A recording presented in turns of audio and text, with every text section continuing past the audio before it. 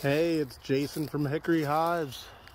Just had a call to come out, and the gentleman said he heard a bunch of buzzing and behind his house, and I found this feral colony in this big oak tree.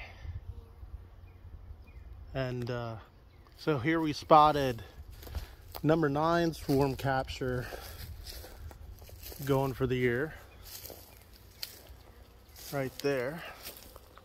I think it's a Douglas fir tree, number 9. So I was looking around a little bit more, and there's the feral colony. And then I just set up an easy nuke here. I'm running out of boxes. And then this will be number 10 for the Swarm Boss Challenge of 2023. These look like they're in a blue spruce.